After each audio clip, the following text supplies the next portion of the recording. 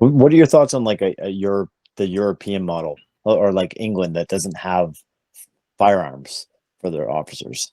So Have you ever? yeah, I haven't been out there. I mean, it would be scary for me. I don't know. I mean, I've thought about that. What if we cops didn't have guns? I think there are some areas of this country where it might work, but there's some areas of this country where you do not want to step outside. I think it just depends on your region and your area, but I believe in London, they do a lot more footbeats. There's a lot more officers walking in neighborhood than there are. And I think that's the big thing that got away.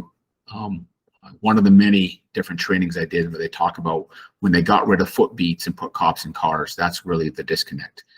When the cops were only talking with people because something bad happened and not being that guy. You used to be able to know your cops, the cop in your beat, you knew their name. They were like a mailman.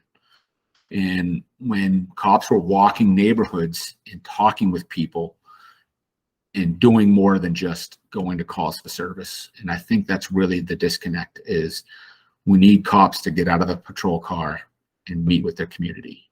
And we need the community to know your officer's name and get to know that person. And if you just drive around and you just stay in your car with your windows up, that's not effective policing.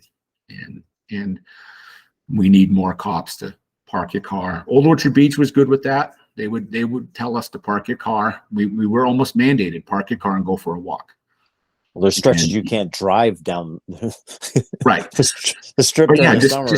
I mean, go out and hand out stickers. We used to, at Old Orchard, we used to hand out Slurpee cards, and we would hand out stickers to kids and get to know and take photos. And my first assignment at Portland was footbeat in the Old Port during the day. And I would walk around and talk with tourists. I would hand out maps of the city and give recommendations on who's got the best clam chowder and where can I park and where can I do this and sort of not just, and if I could say, just get out of your car and go meet with your people.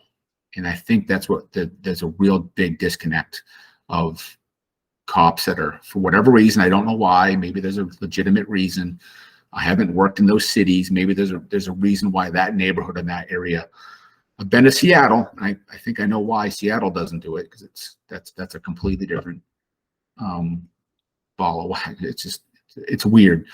But yeah, communities need to know who their cops are, and they need to see cops outside of tragedy and outside of bad things happening.